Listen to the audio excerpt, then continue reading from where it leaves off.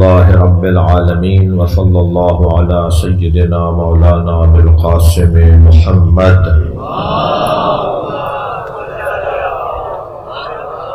وآله الطيبين الطاهرين المعصومين الذين قال الله إنما يريد الله ليذهب عنكم الرجس أهل البيت ويطهركم تطهيرا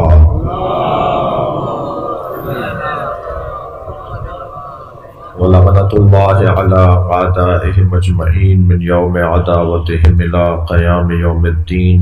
أما بعد، قال الحكيم في قرآن الكريم: بسم الله الرحمن الرحيم. الف لام را تلك آيات الكتاب المبين. إنا أنزلناه قرآنا عربيا لعلكم تعقلون. نحن نقص عليك أحسن القصص بما أوحينا إليك هذا القرآن وإن كنت من قبله لمن الغافلين. إذ قال يوسف لأبيه: يا أبت إني رأيت 11 كوكبا والشمس والقمر رأيتهم لي ساجدين. قال يا بني لا تقصص رؤياك على إخوتك فيكيدوا لك كيدا إن الشيطان للإنسان عدو مبين. وكذلك يجتبيك ربك ويعلمك من تعبير الأحاديث ويتم نعمته عليك وعلى آل يعقوب كما أتمها على أبويك من قبل إبراهيم وإسحاق إن ربك عليم حكيم. لقد كان في يوسف وإخوته آيات للسائلين إذ قالوا ليوسف وأخوه أحب إلى أبينا منا ونحن عصبة إن أبانا لفي ضلال مبين. اقتلوا يوسف واطرحوه أرضا يخل لكم وجه أبيكم وتكونوا من بعده قوما صالحين. قال قائل منهم لا تقتلوا يوسف والقوه في غيبات الجب يلتقطه بعض السيارة إن كنتم فاعلين. قالوا يا أبانا ما لك لا تأمنا على يوسف وَإِنَّا لَهُ لَنَاصِحُونَ. صلوات.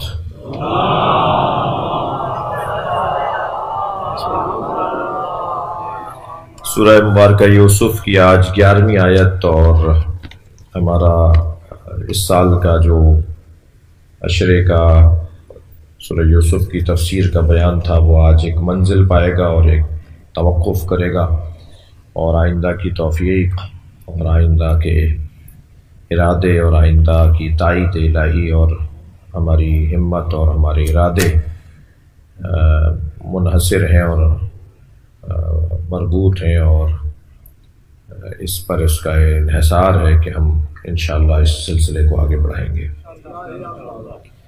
ماہ مبارک رمضان میں ایک خاص کیفیت تو قرآن فہمی کا ایک ذوق، شوق، توجہ اللہ کی عبادتوں پر ایک ماحول اللہ ہمیں بنا کے دیتا ہے، اور اس مہینے میں کیونکہ قرآن پڑھنے کا ثواب، اور ہم کیونکہ ثواب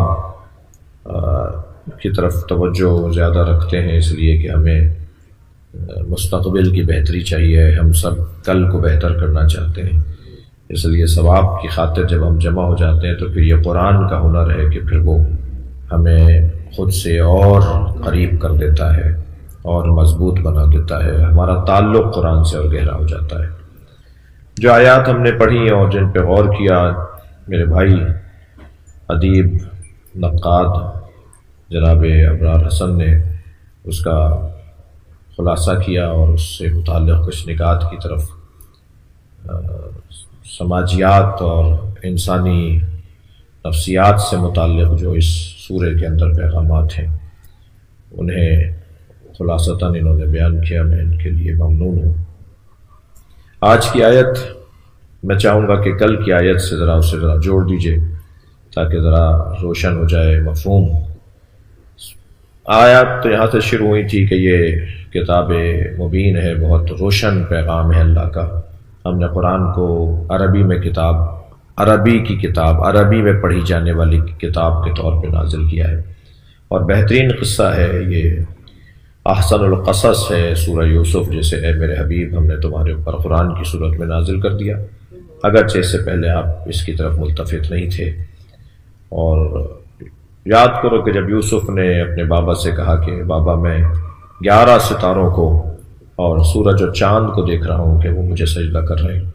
تو حضرت یوسف نے بلا فاصلہ، حضرت یعقوب نے بلا فاصلہ فرمایا، جب حضرت یوسف نے اپنا خواب بیان کیا تو بلا توقف فوراً فرمایا حضرت یعقوب نے کہ بیٹا یہ خواب اپنے بھائیوں کے سامنے بیان نہ کرنا، وہ تمہارے خلاف سازشیں کریں گے اور شیطان انسان کا کھلا دشمن ہے۔ اور اللہ نے حضرت یوسف کو منتخب قرار دیا، مجتبی قرار دیا، بہت سارے کمالات انہیں دیے، انہیں تعبیر احادیث، تعبیر رویا، خواب کی تعبیروں کا علم عطا کیا، اور سماجیات، سیاسیات، حکومت رانی، شہرداری، شہربانی، حضرت یوسف کو یہ علوم اللہ نے عطا کیے۔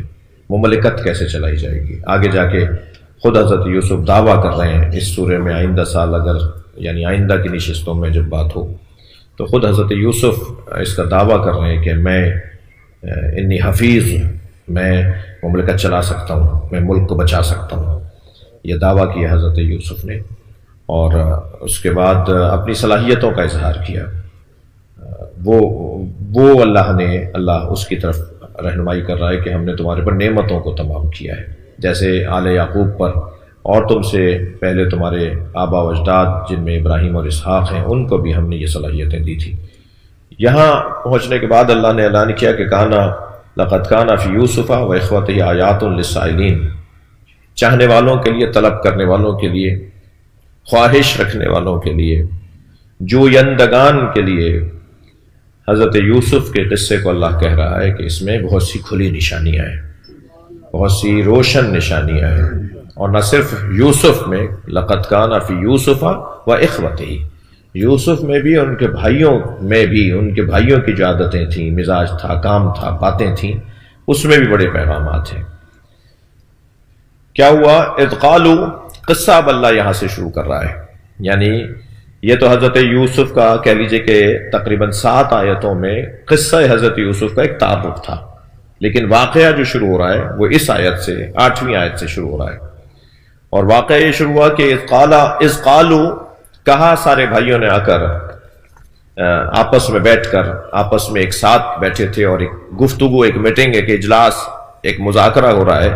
اذ قالوا، انہوں نے کہا کہ انہوں نے بھائیوں نے، لَيُوسُفُ وَأَخُوهُ أَحَبُّ إِلَىٰ أَبِينَا مِنَّا، یوسف اور یوسف کا بھائی یعنی بنیامین، جو مادری بھائی بھی تھے اور پدری بھائی تو وہ بھی تھے حضرت یوسف کے، پدری بھائی وہ 10 بھائی اور بھی تھے، 2 بھائی یہ مادری بھائی بھی تھے، بنیامین اور حضرت یوسف۔ تو کہا کہ یوسف اور بنیامین بھائی سے احب الی ابینا منا، ہمارے بابا زیادہ پیار کرتے ہیں، جبکہ ونحن اسوۃ، جبکہ ہم سب متحد ہیں، ہم سب ایک ہیں، ہم طاقتور ہیں، ہمارا گروہ بڑا مضبوط ہے۔ ان ابانا لفی ضلال مبین، ہمارے بابا کھلی گمراہی میں ہیں۔ تو یہ توہین رسالت ہو رہی تھی بیٹوں کی طرف سے۔ صلوات پڑھیں ذرا محمد و آل محمد۔ جی، یہ توہین رسالت تھی، اور سب نے لکھا ہے کہ یہ توہین رسالت تھی، یعنی اگر توجہ، اگر کوئی نبی ما سلف کے اندر اس عنوان سے یاد کیا جائے تو اسے امت کہے کہ یہ توہین رسالت ہے، اور اگر قرآن مجید کی ایک آیت کو لے کر نبی مکرم سے متعلق یہ بات کر دی جائے جی کہ جس میں توہین رسالت پائی جاتی ہے، وَوَجَدَكَ ضَالًّا فَهَدَىٰ، ہم نے آپ کو گمراہ پایا۔ سب جو لکھ رہے ہیں پہلے میں بیان کروں گا، اور پھر جو ہم نہیں سوچتے وہ بیان کروں گا۔ سورہ ضحیٰ کے اندر اس آیہ کریمہ کی تفسیر میں سرکار کے بارے میں یہ بولا جائے کہ وَوَجَدَكَ ضَالًّا فَهَدَىٰ، ہم نے حبیب تمہیں گمراہ پایا معاذ اللہ، اور پھر ہم نے تمہیں ہدایت دی۔ بڑے بڑے قلمکاروں نے، بڑے بڑے مفسروں نے یہی مراد لی ہے کہ اللہ کہہ رہا ہے، اور ترجمہ بھی یہی کیا ہوا ہے، سورہ ضحیٰ میں جا کے دیکھیے آپ، الم یجدک یتیما فآویٰ، ہم نے تمہیں یتیم پایا اور تمہاری سرپرستی کی۔ ووجدک ضالا فہدیٰ، ہم نے تمہیں گمراہ پایا، ہم نے تمہاری ہدایت کی۔ تو یہ والی آیات جہاں جب ہم اس آیت میں آئیں کہ ان ابانا لفی ضلال مبین تو ہم کہیں یہ توہین رسالت ہے، اور جب سورہ ضحیٰ میں جا کر ہم اس آیت کو پڑھیں وَوَجَدَكَ ضَالًّا فَهَدَىٰ تو پھر کیا فرق ہے اس توہین رسالت میں اور اس توہین رسالت میں؟ وہ بھی اللہ کا نمائندہ ہے، وہ بھی رسول ہے، وہ بھی رسولوں کا رسول ہے، ان کا مقام بھی کوئی کم مقام نہیں ہے، اگرچہ رسول اللہ سے جیسا مقام نہیں ہے۔ یہ ایک علیحدہ گفتگو ہے۔ فضلنا بعضهم علی بعض، ہم نے بعض نبیوں کو بعض نبیوں پہ فضیلت دی ہے، یہ بھی قرآنی ہے۔ تو اس عقیدے کو ملحوظ رکھتے ہوئے یہ توہین رسالت ہے نہیں ہے تو پھر کیا ہے؟ اچھا اور ذرا صفحہ پلٹیے، ایک اور آیت نظر آئی جی۔ اللہ قرآن مجید میں ایک جگہ بقول ہمارے بعض بھائیوں کے ارشاد فرما رہا ہے ما تأخر من ذنبہ وما تقدم لیستغفرک ما تقدم من ذنبہ وما تأخر۔ اللہ تمہارے ماضی کے گناہوں کو معاف کرے گا، تمہارے آئندہ کے گناہ۔ نبی سے اللہ بات کر رہا ہے۔ ذنب کا لفظ آیا ہے نبی کے بارے میں، ذنب جس کو معمولاً لغت میں گناہ کہا جاتا ہے۔ تمہارے ماضی کے گناہ اللہ معاف کرے گا اور آگے آنے والے گناہوں کو اللہ معاف کرنے والا ہے جی۔ یہ ساری آیات میں اس وقت آپ سے گزارش کروں گا کہ مولانا محمد قاسم زیدی ایک بزرگ عالم دین گزرے ہیں جن کا مزار، جن کی قبر خیرپور ہمارے مدرسے کے اندر ہے، ان کی مغفرت کے لیے ایک صلوات پڑھیں۔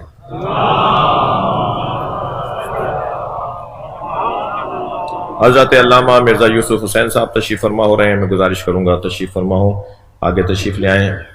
آپ سب کی خاص طور پہ علماء اکرام کی حفاظت، توفیقات خیر میں اضافے کے لیے بلند تر صلوات پڑھیں گے۔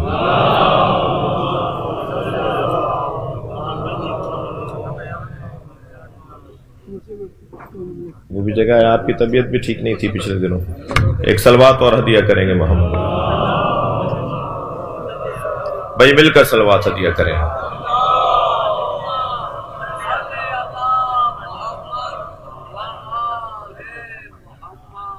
اتنے جناب مرزا یوسف حسین صاحب تشریف فرما ہو تو میں نجم الحسن جعفری صاحب سے گزارش کروں گا وہ بھی تشریف فرما ہو، تھوڑا آگے آ جائیں، ایک اور صلوات ہدیہ کریں نبی کی ذات میں۔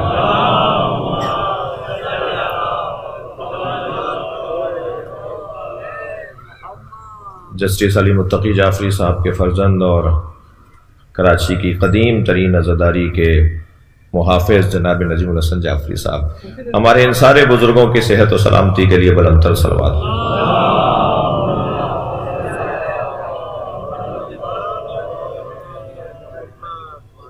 بات آگے بڑھے۔ مولانا محمد قاسم زیدی نے مولانا باب ہادی اشر علامہ حلی کی کتاب عقائد پر جو مشتمل ہے، اس کتاب کی شرح فاضل مقداد کی شرح کی ہے۔ فاضل مقداد نے شرح کی ہے باب ہادی اشر کی، علامہ حلی کے عقائد کا مجموعہ، ان کا بتایا ہوا بیان کیا ہوا، اس کی شرح فاضل مقداد کی، پھر شرح کی شرح مولانا محمد قاسم۔ اس میں مولانا نے جب بات آئی ہے انبیاء کرام کی، نبی مکرم خاتم الانبیاء حضرت محمد مصطفیٰ صلی اللہ علیہ وآلہ وسلم، تو حضرت سے متعلق انہوں نے ان مسائل کو اس کے اندر بیان کیا ہے۔ تو میں بس جلدی سے گزروں گا کہ پہلی بات تو یہاں ضم کا لفظ نبی مکرم سے متعلق آیا کہ ہم تمہارے ماضی کے گناہوں کو بھی معاف کریں گے، تمہارے آگے کے گناہوں کو بھی معاف کریں گے۔ ما تقدم من ذنبہ وما تأخر، تقدم وما تأخر جو پہلے گزر گئے، تقدم تأخر جو بعد میں آئیں گے، وہ ہم تمہارے گناہوں کو معاف کریں گے۔ یہ قرآن کی آیت۔ وَوَجَدَكَ ضَالًّا فَهَدَىٰ، ہم نے تمہیں گمراہ پایا پھر ہم نے تمہیں ہدایت کی۔ اس کا مطلب ہے کہ کوئی ایک زمانہ، چاہے وہ ایک دن کا، 2 دن کا، 1 گھنٹے کا، 1 لمحے کا گزرا ہو، کوئی ایک زمانہ ایسا کہ جو نبی مکرم معاذ اللہ ہدایت یافتہ نہیں تھے اور پھر اللہ نے انہیں ہدایت دی۔ تو پہلی بات تو یہ بات رہے کہ جب اللہ اور نبی کے رشتے میں بات ہو رہی ہو نا، تو بندوں کو اپنا اس میں قلم کاریاں نہیں کرنی چاہیے۔ جب بات اللہ اور اللہ کے بندے میں ہو رہی ہو نا، ہمیں کیا معلوم کون سے زمانے کی بات ہو رہی ہے؟ ہمیں کیا معلوم زمانہ بننے سے پہلے کی بات ہے یا زمانہ خلق ہونے کے بعد کی بات؟ ہمیں کیا معلوم کس دور کی بات ہو رہی ہے؟ تو پہلے تو ہمیں اس وادی کے اندر اپنی قلم کاریاں اور اپنی ریشہ دوانیاں کہہ دوں تو اچھا ہے، ان کا استعمال نہیں کرنا چاہیے. پھر علمی بات کر دیتا ہوں، یہ تو بات ہوئی تنقیدی بات، اور علمی بات یہ ہے کہ جب عربی میں اللہ نے قرآن کو نازل کیا ہے اور سورہ یوسف پکار کے کہہ رہا ہے کہ اِنَّا أَنزَلْنَاهُ قُرْآنًا عَرَبِيًّا لَعَلَّكُمْ تَعْقِلُونَ، یہ عربی میں پڑھی جانے والی کتاب ہے، اسے عربی میں کتاب بنا کے نازل کیا اللہ نے تاکہ تم اس پہ غور کرو. تو کیوں عربی میں اللہ نے قرآن کو نازل کیا؟ بہت گفتگو پہلے ہو چکی ہے. ایک سبب اس کا یہ کہ اس کے اندر وسعت زیادہ ہے، اس کے الفاظ کی جو گنجائش ہے وہ بہت زیادہ ہے. ایک زاویے سے ایک لفظ کو دیکھتے ہیں تو ایک معنی دیتا ہے، اسی لفظ کو دوسرے زاویے سے دیکھتے ہیں تو دوسرا معنی دیتا ہے. جب ایک ہی لفظ کئی معنی دیتا ہے تو آپ نے ترجمے میں وَوَجَدَكَ ضَالًّا فَهَدَىٰ، ہم نے آپ کو گمراہ پایا اور ہم نے آپ کو ہدایت دی، یہ کیوں ترجمہ کیا کہ ہم نے آپ کو گمراہ پایا؟ علامہ محمد قاسم زیدی صاحب نے اس کا ترجمہ کیا ہے، اسے نقن صاحب نے بھی تائید کیا ہے. وہ نقن صاحب ان سے سینئر تھے اگرچہ ہم عصر تھے. نقن صاحب نے بھی اور بزرگوں نے بھی اس کو اس زاویے سے لیا ہے. وہ فرماتے ہیں کہ وَوَجَدَكَ ضَالًّا فَهَدَىٰ کا یہ مطلب نہیں ہے، توجہ، وَوَجَدَكَ ضَالًّا فَهَدَىٰ کا یہ مطلب نہیں ہے کہ تمہیں گمراہ پایا اور پھر اللہ نے تمہیں ہدایت دی، بلکہ اس کا مطلب یہ ہے کہ لوگوں کو تم سے گمراہ پایا، لوگوں کو تمہاری ہدایت دی ہے.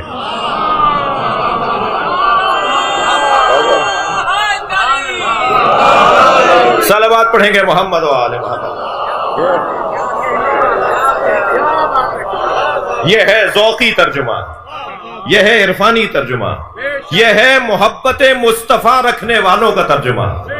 صلوات پڑھیں محمد و آل محمد.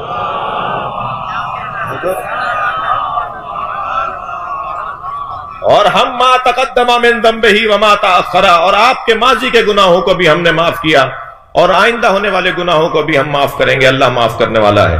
یہاں ذنب کا ترجمہ گناہ کیوں لیا آپ نے؟ گناہ سے انسان کو ہوتی ہے تکلیف اگر فطرت سالم ہے. توجہ، علماء کرام سے زیادہ دعا چاہیے مجھے. گناہ سے ہر فطرت سلیم اور سالم فطرت رکھنے والا گناہ کرنے کے بعد تکلیف میں مبتلا ہوتا ہے.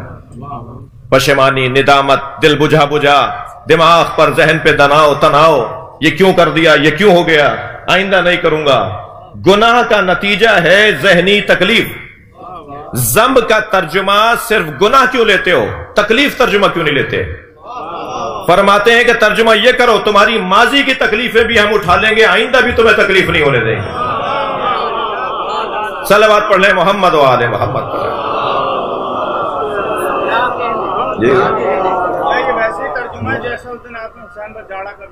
جی سجدے کی بحث میں ایک اور صلوات نبی کی ذات کریں. بھائی آپ بار بار صلوات پڑھیں گے تو آپ کو ثواب بھی ہوگا اور میرا مضمون میری گرفت میں رہے گا.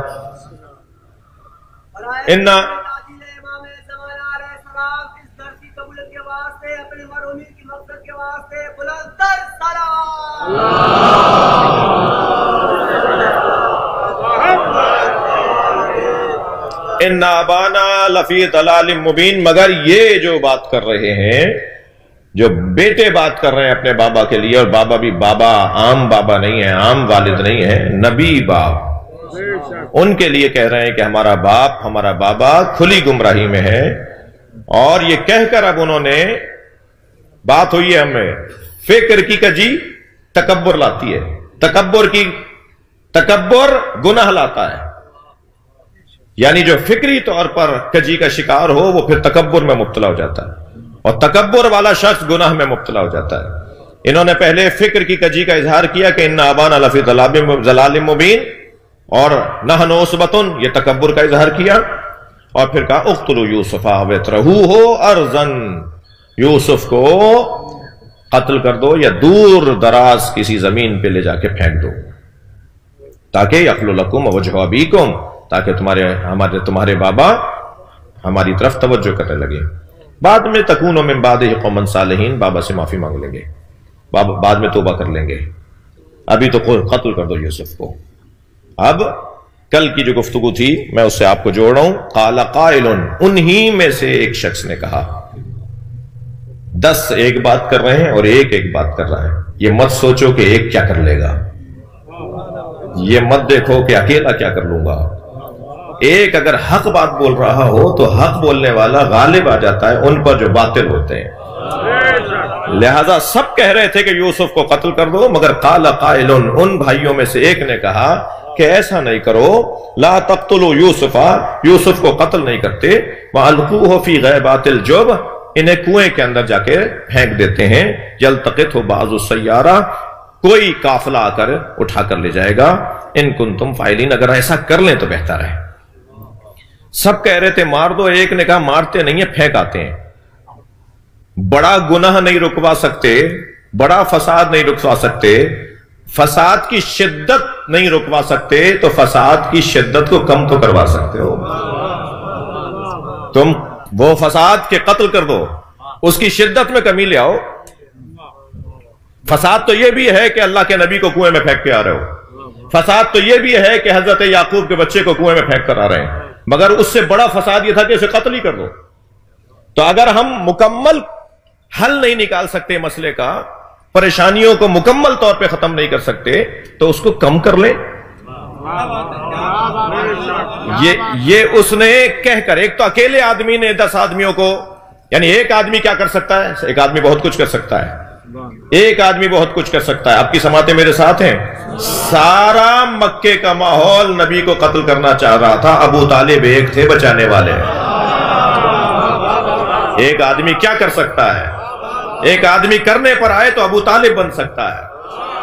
اور اگر ایک آدمی کسی ایک کو بچا لے تو پھر قیامت تک ہدایت کا نظام چلے گا. وہ ایک آدمی کا کام تھا جو آج ہمیں نبی کی سیرت مل رہی ہے.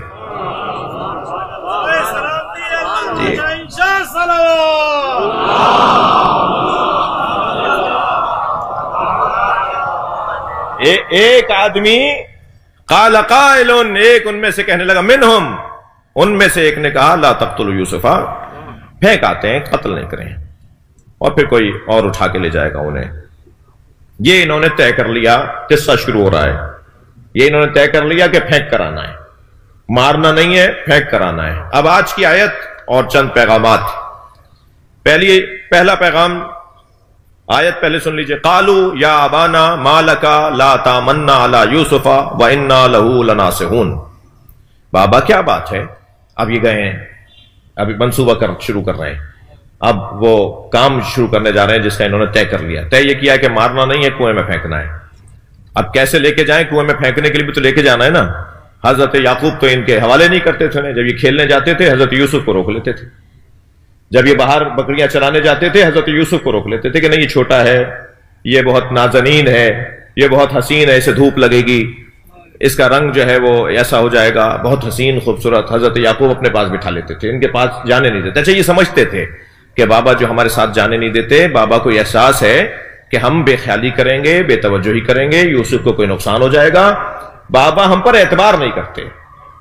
یہ انہیں احساس تھا بھائیوں کو. تو کہا، قالو، سب نے آ کر کہا، بابا کے سامنے آ کے بیٹھ گئے. بڑے بڑے جوان ہیں، ایک دو کی تو اس وقت شادی بھی ہو چکی تھی.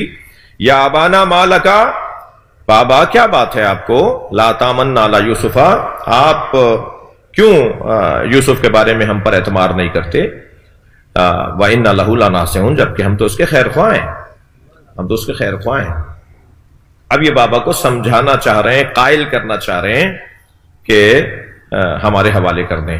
آگے والی آیت جو انشاءاللہ آئندہ کی نشستوں میں کہ ارسلناہ معنا غدا یرتع ویلعب وَإِنَّا لَهُ لَحَافِظُونَ، ہم کھیلیں گے، تفریح کریں گے، ذرا اچھا ماحول ہو جائے گا، ذرا یوسف کو اچھا لگے گا، ذرا اسے گھما لاتے ہیں، ذرا اس کو ذرا تفریح کروا لاتے ہیں، اور ہم کھیلیں گے. ہم جو ہے وہ مختلف اس وقت کے جو کھیل تھے وہ تفسیر میں لکھے ہوئے، وہ بتانے لگے حضرت یعقوب کو کہ ہم یہ والا کھیل کھیلیں گے، ہم یہ والا کھیل کھیلیں گے، اور ہم اپنے ساتھ یوسف کو لے جاتے ہیں. وَإِنَّا لَهُ لَحَافِظُونَ، ہم اس کی حفاظت کریں گے. قَالَ إِنِّي، پھر حضرت یعقوب نے فرمایا کہ مجھے لا يَحْزُنُنِي، مجھے خوف ہے کہ أَن تَذْهَبُوا بِهِ وَأَخَافُ أَن يَأْكُلَ الذِّئْبُ، مجھے خوف ہے کہ کہیں اسے تم لے جاؤ اور اسے بھیڑیا نہ کھا لے.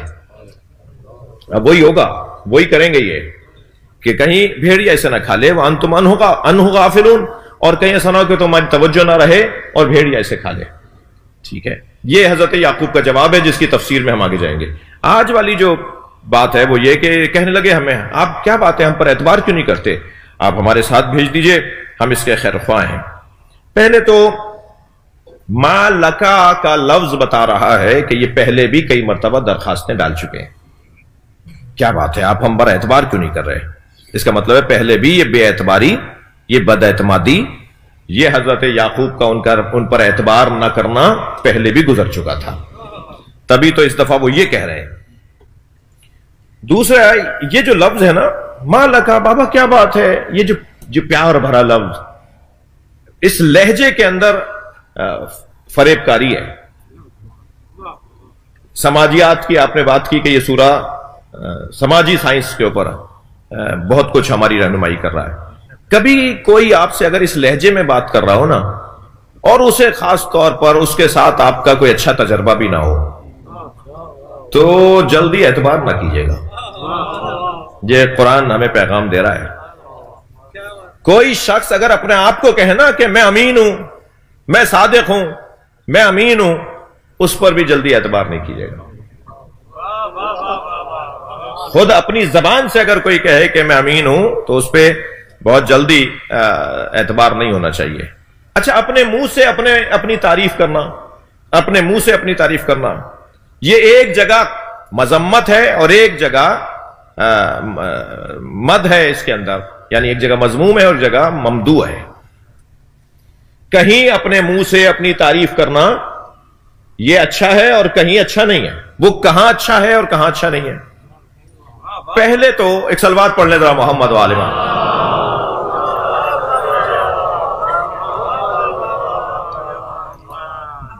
پہلے تو یہ ذہن میں میرے بچے اور جوان بٹھا لیں کہ جہاں بولنے والا معصوم ہو، نبی، رسول اور امام ہو، وہ اگر اپنے بارے میں بات کر رہا ہے تو وہ تعریف نہیں کر رہا بلکہ اپنا تعارف کروا رہا ہے.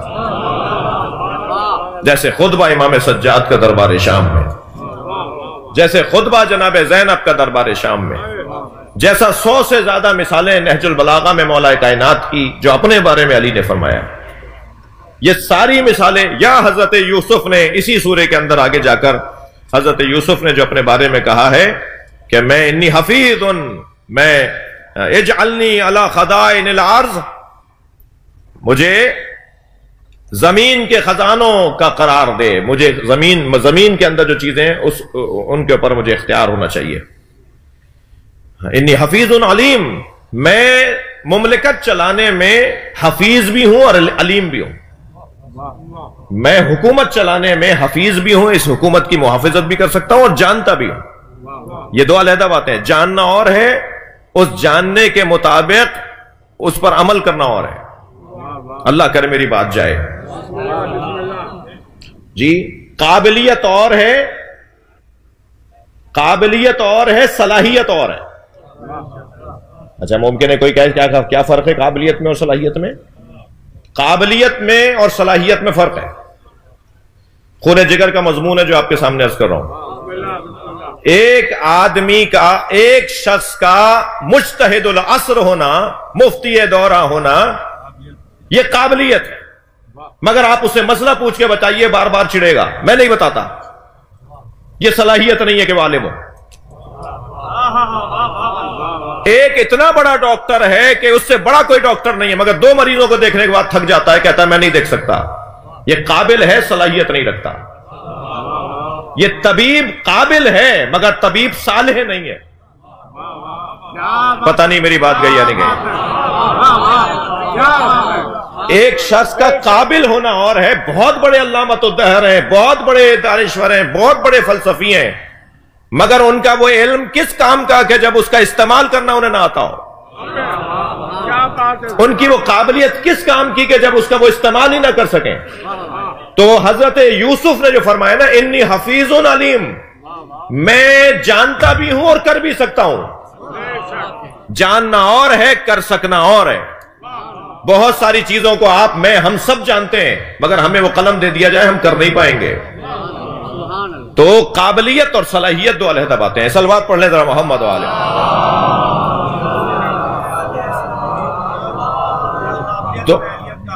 دونوں کا ایک جگہ جمع ہو جانا یہ ہنر ہے. دونوں اگر ایک جگہ پر جمع ہو جائیں تو یہ صلاحیت اور قابلیت دونوں کا ایک جگہ جمع ہونا یہ ہنر ہے. ائمہ اہل بیت اور انبیاء کرام جب اپنے منہ سے اپنی تعریف کرتے ہیں تو وہ تعریف نہیں ہوتی، وہ تعارف ہوتا ہے. یہ حضرت یوسف جو فرما رہے ہیں انی حفیظ علیم، یہ بھی اپنا تعارف کروا رہے ہیں، بتا رہے ہیں کہ میرے اندر یہ صلاحیت پائی جاتی ہے. اور جو ماہرانہ اور تکنیکی علوم ہیں، جو تکنیکی علوم ہیں، جو مہارتیں ہیں، ان کے اندر اپنی صلاحیتوں کا اظہار کرنا یہ مذموم نہیں ہے. مثلا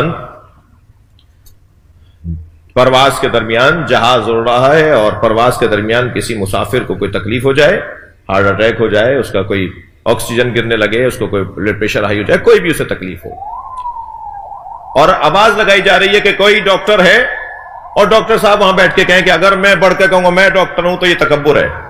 بھائی تمہیں تو خود بڑھ کے کہنا چاہیے میں ڈاکٹر ہوں.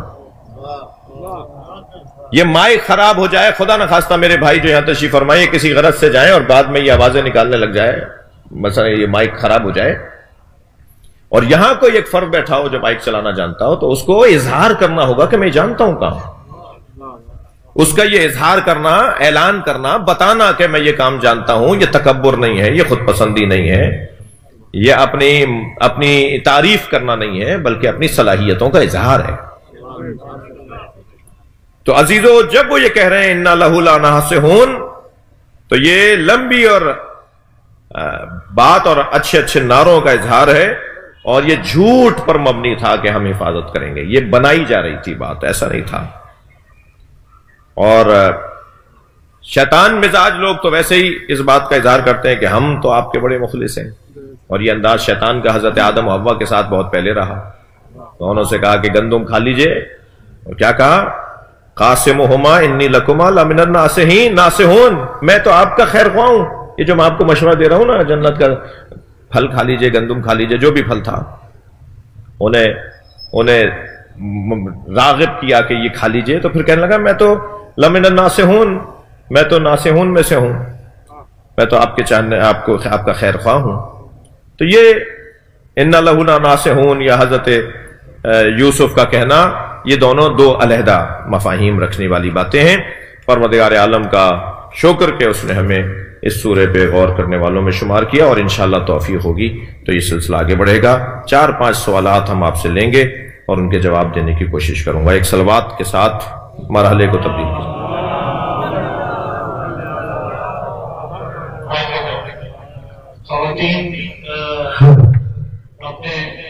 خواتین کے پاس بھی ایک مائک ہے، ساری پرچیاں بانٹی ہوئی، آپ میں سے کوئی سوال کرنا چاہتا ہوں تو مائک میں ساری پرچیاں بانٹی، یہ پرچیاں آپ کو دینے کو لکھنا چاہے تو سوال.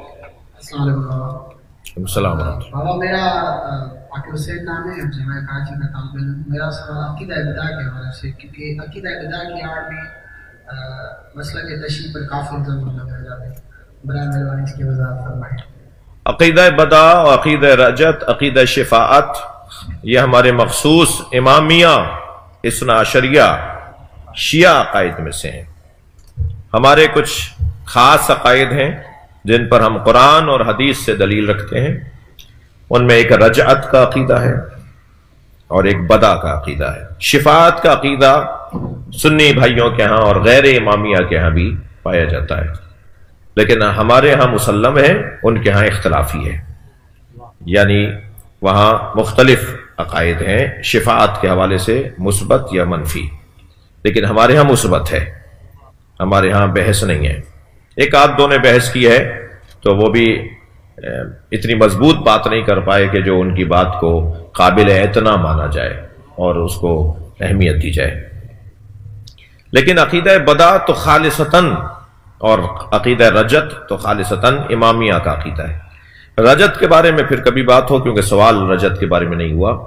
بدع کے بارے میں عرض کروں کہ بدع کا ہمارا عقیدہ یہ ہے کہ اللہ جب مقدرات کو طے کرتا ہے، تقدیر کو طے کرتا ہے، تو وہ دو جگہ پر اس کا ثبت ہوتا ہے، اس کا جو ثبت کیا جاتا ہے، اسے لکھا جاتا ہے، اسے طے کیا جاتا ہے، اسے دو جگہ پر ثبت کیا جاتا ہے، ایک لوح محفوظ پر اور ایک لوح محو اثبات پر۔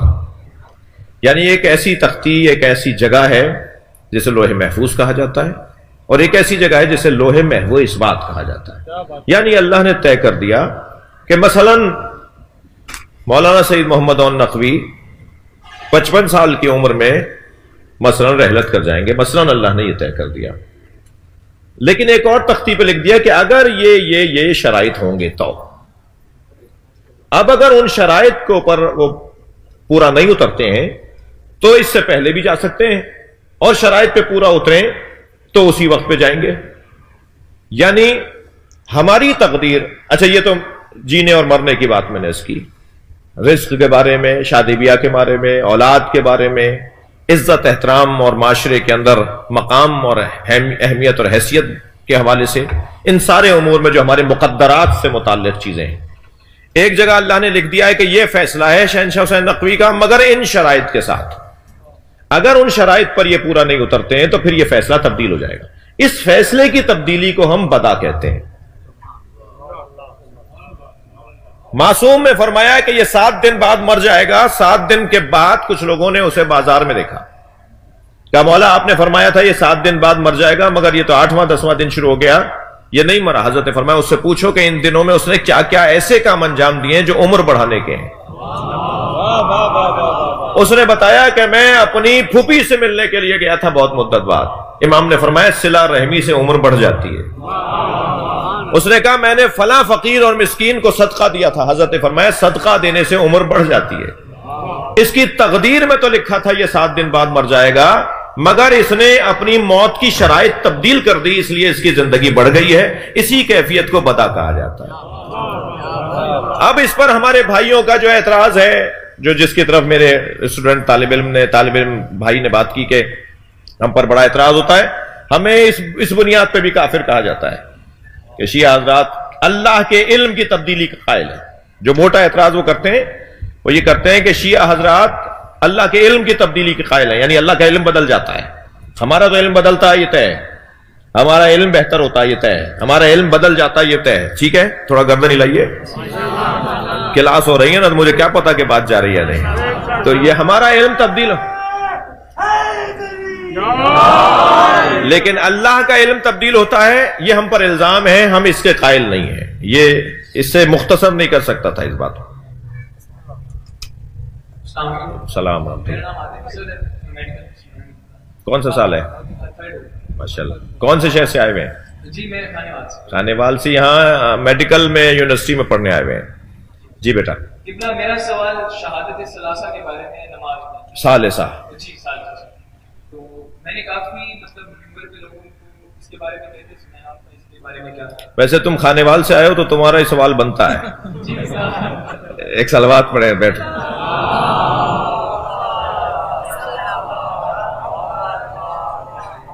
اس بچے کی کامیابی کے لیے یہ ڈاکٹر ہوگا انشاءاللہ، اور لوگوں کو یہ شفا کا ذریعہ بنے گا۔ صلوات اس کی کامیابی کے لیے پڑھیں۔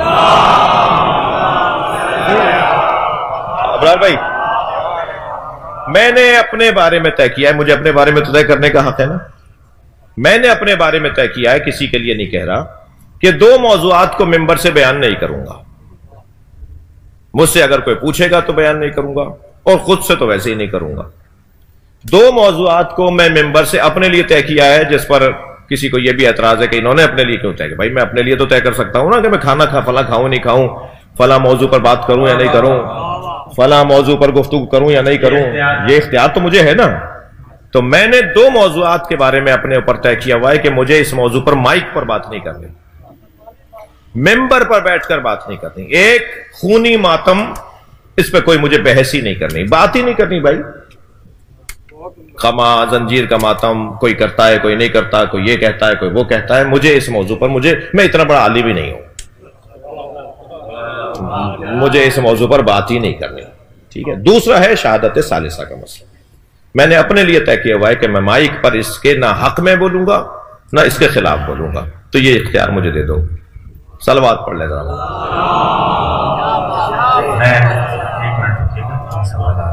جی سر. اس میں سے ایک سوال میں آگے مطلب یہ بیمہ پالیسی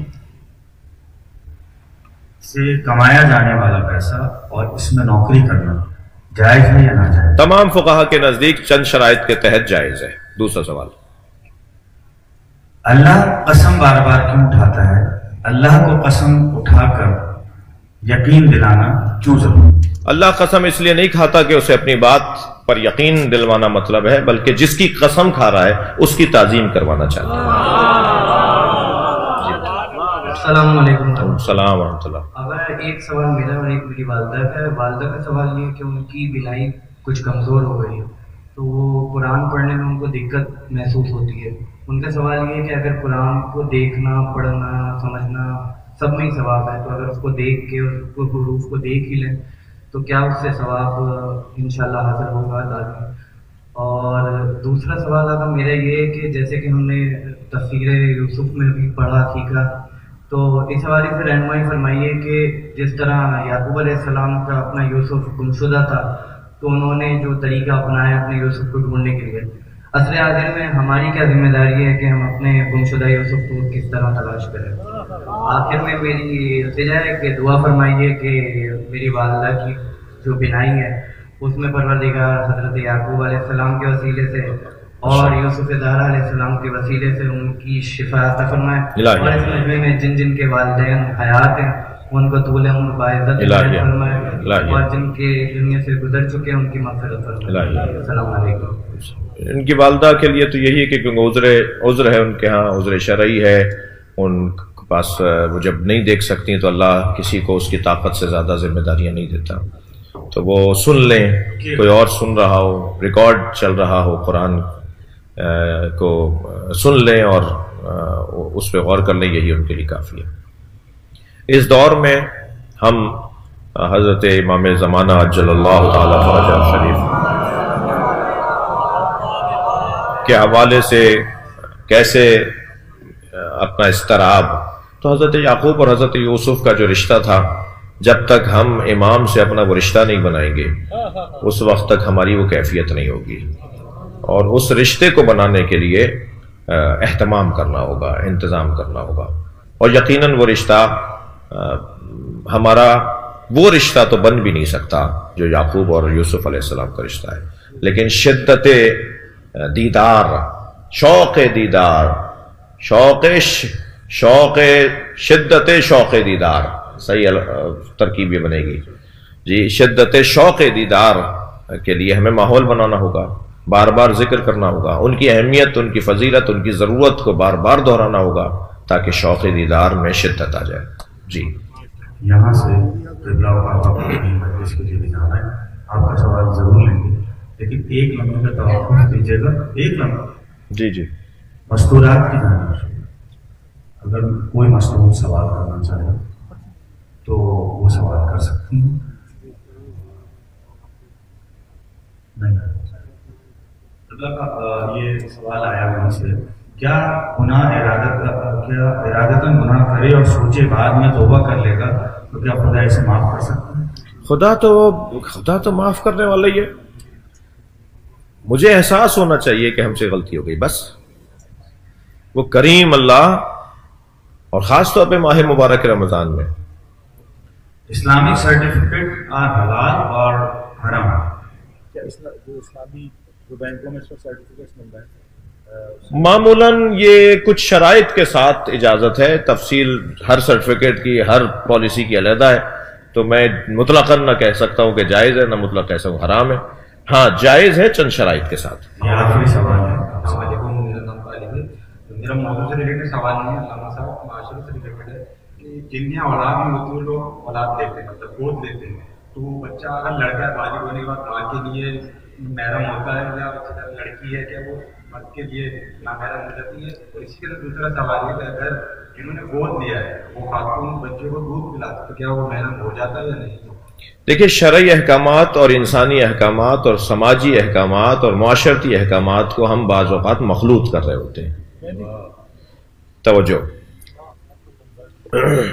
شرعی احکامات کے مطابق محرم و نامحرم کی کچھ قید ہیں، کچھ نشانیاں ہیں، کچھ رشتے ہیں، کچھ عنوانات ہیں کہ یہ محرم ہے، یہ محرم نہیں ہے، اس کا ہم انکار شریعت کا کیسے انکار کر سکتے ہیں کہ یہ محرم ہے اور یہ محرم نہیں ہے؟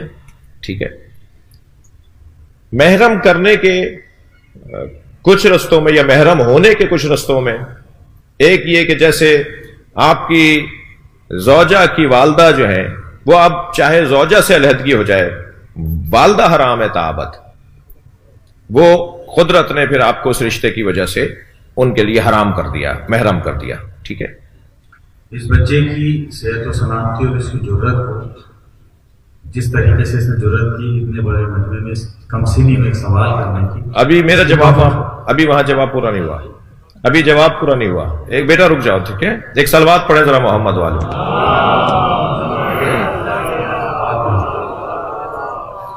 تو ایک تو یہ والی بحث ہے جس کو ہمیں دوسرا جو بات سمجھنے کی ہے وہ یہ کہ ایک مثلا دودھ جس نے پلا لیا تو مادر رضائی ہو گئی، وہ بحث ہی ختم ہو گئی، وہ ماں ہو گئی، اس نے دودھ پلایا ہے. اور دودھ پلانا بھی ایک دفعہ کا اور ایک گھونٹ کا دودھ نہیں، بلکہ یہ کہا جائے کہ اس نے اس کا دودھ پیا ہے، یعنی معمولاً 14 دن 15 دن 10 دن 12 دن 20 دن کچھ ایک دورانیہ گزرے جو کہا جائے کہ اس کے اندر جو توانائی آئی ہے، اس کا جو گوشت اور اس کی ہڈیاں بنی ہیں وہ اس کے دودھ سے بنی ہے، فلاں خاتون کے دودھ سے بنی ہے، تو وہ مادر رضائی ہو جائے گی اور پھر اس کے لیے وہ بچہ محرم ہو جائے گا. لیکن وہ جو اصلی بات ہے کہ نہیں ایسا نہ ہو، دودھ بھی نہ پلایا، شیر دہی بھی نہ کی ہو اور پالا ہے، بڑا کیا ہے، تو میرے بھائیوں اس پہ اتنا ہمارے ہاں جو لوگ پریشان جن کی اولاد نہیں ہوتی، تنہائی کا شکار ہوتے ہیں، علاج معالجہ کے بعد بھی، اور قدرتی کچھ مسائل جس کی وجہ سے انہیں اولاد نہیں مل رہی ہوتی ہے، اور وہ اولاد کسی سے بچہ لے لیتے ہیں، جی احساسات اور جذبات کے ساتھ اسے پالتے ہیں. اگر یتیم ہو تو کیا ہی ثواب کی بات ہے، اور پھر جب یتیم اور بے روارث بچے کو پال کر جوان کیا تو اب ایک مولوی صاحب آ کے کہتے ہیں یہ تو تمہارے لیے محرم نہیں ہے، تم اس کو دور کرو، تم اس کو ساتھ کیوں رہتی ہو، تم نے اس کا. تو کتنے ہی لوگ ہیں جن کے ساتھ نہ دیوروں کے ساتھ، جیٹھوں کے ساتھ، چچا زادوں کے ساتھ، پھوپھی زادوں کے ساتھ، کیا ہمارے گھر کی خواتین بات نہیں کرتی؟ کیا ہمارے گھر کی خواتین بازاروں میں جا کر اور مارکیٹوں میں جا کر اور پڑوس میں جا کر یا آفسوں میں جا کر نامحرموں سے بات نہیں کرتی؟ ان کا کوئی تعلق نہیں ہے، وہاں کیسے کر لیتی ہیں؟ وہ جو وہاں طریقہ اپناتی ہیں وہی طریقہ اس بچے کے ساتھ اپنا لو. ضروری چیزوں کا خیال کر لو، اس بچے کو گھر سے نہیں نکالو. اس بچی کو اب کہاں لے جا رہے ہو؟ اب یہ 9 سال کی بچی ہوئی ہے، تمہارے ساتھ اس کے جذباتی تعلقات ہو گئے، تم کہہ رہے ہو کہ یہ نامحرم ہو گئی، اس کو واپس کر دو. وہ نفسیاتی بیمار ہو جائے گی، وہ جا کے خودکشی کرے گی کہیں، وہ جا کر فساد پھیلائے گی کہیں، وہ بچی بھی وہ بچہ بھی. لہٰذا جس انداز سے اس مسئلے کو ہمارے یہاں پیش کیا جا رہا ہے وہ انداز بھونڈا انداز ہے. خدا کے واسطے بچہ لیتے وقت بات سوچ کر بچہ لو، جب لے لو اور جوان کر دو تو حیوان نہ بنو بلکہ انسان بن کے ہی اس کو منزل تک پہنچاؤ.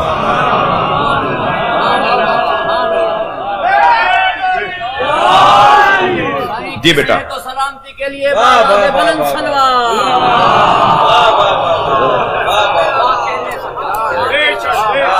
جی بیٹا، جی کس کی؟ جنہوں نے پالا ہے. ماں باپ کی شرعی حیثیت نہیں رہے گی کیونکہ وہ اسے میراث نہیں لے گا، ہاں ان سے میراث نہیں لے گا بچہ. نامحرم اور محرم بھی، وہ نامحرم تو ہے لیکن اس کا حل یہ نکالیں جیسے ہم اور دوسرے نامحرموں کے ساتھ حل نکالتے ہیں، یعنی بات کرتے ہیں، ساتھ رہتے ہیں، اور شرعی تقاضوں کو وہاں بھی ہم پورا کر رہے ہوتے ہیں ہماری عورتیں، مگر میراث وہ بچہ نہیں لے گا. ان ماں باپ نہیں، وہ ماں باپ اگر لکھ کر نہیں گئے، وراثت وصیت نہیں کر کے گئے تو ان ماں باپ کے بھائیوں کو ملے گی، اس بچے کو نہیں ملے گی. بہنوں کو ملے گی، بھائیوں کو ملے گی، اس بچے کو نہیں ملے گی، مگر یہ کہ وہ وصیت کر جائیں. وصیت بھی کریں گے تو 1/3 وصیت پر عمل ہوگا، باقی پھر بہن بھائیوں کو چلا جائے گا. مگر یہ کہ اپنی زندگی میں اس کے نام ٹرانسفر کر کے چلے جائیں، تو وہ تو روڈ چلتے کو بھی ٹرانسفر کر کے جا سکتے ہیں، وہ انہوں نے اس بچے کو کر دیا. اچھا پہلو، اچھے پہلو تھے یہ. جی جی، جو حضرت یوسف کے جو بھائی تھے، دونوں کو کنویں میں تھے، تو ان کی نوعیت اتنے سالوں سے جھوٹ ہو رہا، ان کو پتہ نہیں تھا کہ کیا ابا رو رہے ہیں، ابا وہ چل جائے گا، انہوں نے کیا کرا. وہ یہ سمجھ رہے تھے کھلے گی نہیں یہ بات، وہ سمجھ رہے تھے مر گیا، وہ گم ہو گیا، ان سے کسی نے مار دیا. انہیں پتہ ہی نہیں تھا کہ یہ بات کھل جائے گی، کہ وہ زندہ مل جائیں گے اور کہیں بادشاہ بنے ہوئے ہوں گے. جواب سن لیا؟ شکریہ. دعا کریں گے یا اللہ ہمارے بولنے بیٹھنے کو. اچھا ٹھیک ہے بھائی، ٹھیک ہے بھائی، ٹھیک ہے بھائی. السلام علیکم. وہ اور ان کے شوہر جو ہے وہ زیارت سے دبئی میں ہوتے ہیں. اچھا ان کا ایک گھر یہاں ہی ہے، تو وہ جو ہے 3 دن کے لیے 4 دن کے لیے اگر یہاں کراچی آتے ہیں تو روزہ اور نماز کیا وہ قصر ادا کریں گے اور نماز اور روزہ جو ہے پورا رکھا جا سکتا ہے؟ ایک شخص کے 2 وطن ہو سکتے ہیں. اگر وہ دبئی میں رہتے ہیں تو اسے اپنا وطن طے کر لیں، شرعی طور پر خود سے نیت کر لیں، اور کراچی کا بھی اپنا وطن بنا لیں، یعنی جہاں ان کا گھر ہے یا جہاں وہ رہتے ہیں. تو ایک شخص کے 2 وطن ہو سکتے ہیں، جیسے نبی کے 2 وطن تھے، مکہ بھی نبی کا وطن تھا، مدینہ بھی نبی کا وطن تھا. تو ایک شخص 2 سے زیادہ وطن نہیں رکھ سکتا. تو اب وہ یا تو یہ طے کر لیں کہ جب میں کراچی آؤں گا تو کراچی میرا وطن ہے، تو چاہے 1 دن کے لیے آئیں، 1 وقت کی نماز کے لیے آئیں، یعنی 1 وقت نماز کا انہیں مل رہا ہو تو وہ نماز پوری پڑھیں گے یہاں پر جی. اور اگر وہ 1 دن کے لیے آئیں تو روزہ بھی پورا روزہ رکھیں گے وہ. لیکن اگر انہوں نے ترک وطن کی نیت کی ہوئی ہے کہ نہیں بھائی گھر تو ہمارے 50 شہروں میں، اللہ آپ کو دے آپ کے کئی شہروں میں گھر ہو جائے، یہ کوئی دلیل نہیں ہوئی کہ ہمارا اس شہر کے اندر گھر ہے. گھر سے وطن نہیں بنے گا، نیت سے وطن بنے گا. اگر آپ نے نیت کر لی ہے کہ کراچی ہمارا وطن ہے، چاہے اپنا گھر ہو یا نہ ہو، مثال حیدرآباد ہمارا وطن ہے، چاہے ہمارا گھر وہاں ہو یا نہ ہو، اگر نیت کر لی ہے کہ یہ میرا وطن ہے تو پھر وطن میں 1 دن کے لیے بھی آئیں گے تو روزہ رکھیں گے، اور 1 وقت کے لیے بھی آئیں گے تو نماز پوری پڑھیں گے. لیکن اگر وطن نہیں ہے تو وہ 10 دن سے کم کے قیام میں نماز قصر پڑھیں گے اور روزہ بعد میں قضا کریں گے. روزہ رکھنا ان پہ واجب نہیں ہے جی. بتایا تھا کہ فطرانہ جب چاند نظر آ جائے اور عید کی نماز سے پہلے دیا جائے، کہ مطلب مجھے پتا ہے کہ یہ فطرانہ کا حقدار ہے کہ میں فطرانہ وہ 25 یا 26 رمضان کو نکلوانا چاہتا ہوں، دینا چاہتا ہوں، اس کے لیے کیا ہے؟ فطرہ ہم چاند سے پہلے نہیں دے سکتے، قرضہ دے سکتے ہیں، اور چاند رات کو قرضے کی نیت بدل سکتے ہیں. مثلاً آپ نے آج ہی کسی کو فطرے کی رقم بے عنوان قرضہ کسی غریب مسکین کو دے دیا، وہ کپڑے بنا لے، وہ اپنے گھر میں راشن ڈلوا لے، وہ اپنی مشکل دور کر لے، اور شب عید جب فطرہ واجب ہو جائے تو آپ کہیں وہ جو میں نے قرضہ دیا تھا وہ میں معاف کرتا ہوں، ٹرانسفر کرتا ہوں، نیت تبدیل کرتا ہوں کہ وہ میرا قرضہ فطرے میں حساب ہو جائے، مجھے اب واپس نہیں چاہیے. یہ کام ہم کر سکتے ہیں جی. السلام علیکم. السلام علیکم. ہمارا یہ عقیدہ ہے کہ فرش اعضاء پہ 5 12 14 آتے ہیں، صحیح ٹھیک، اور اس کی ہم خود ہی بےرمودی کریں، چکروں کے ساتھ گھومتے پھریں، صحیح. اس سے جو ہمارے مہمان باہر سے آتے ہیں وہ کیا سبق لے کے جائیں گے کہ جو خود کرتے وہ خود اعتراف نہیں کرتے تو دوسری کیسے کریں؟ صحیح بات. اس کے بارے میں آپ کو بس کیونکہ یہ میں 10 دن سے ادھر بیٹھا ہوں، یہ چیز میں دیکھ رہا ہوں. اچھا، آپ نے بس نصیحت کر دی بھائی، بات صحیح کر رہے ہیں. سوال ایک آخری خواتین کریں گی اور اس کے علاوہ آپ لوگوں کو بہت سوال ہے، لیکن قبلہ کو ایک مجلس میں جانا ہے، بڑی مجلس ہے، شاید ایک شہید کی مجلس ہے، شہید سلمان حیدر کا چہلوں میں.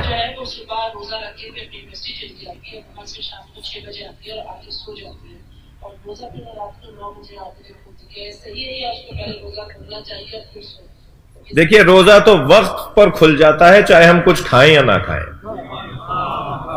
یہاں وقت ہوا روزہ کھل گیا.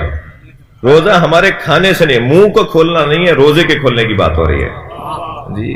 گلے کے کھولنے کی بات نہیں ہو رہی کہ گلے سے کچھ اترے گا تو افتتاح ہو گیا جی، روزہ کھل گیا. تو وہ اگر سو جاتی ہے بچی اور وہ مثال دیر سے اٹھتی ہے، اس کے اندر اتنی ہمت ہے کہ وہ نیند غالب ہے اور بھوک میں سو رہی ہے، اور افطار کا وقت ہوئے 2 گھنٹے گزر گئے، اس کے بعد وہ اٹھ کے کچھ کھا پی رہی ہے، تو روزے کی صحت پہ کوئی اثر نہیں ہے.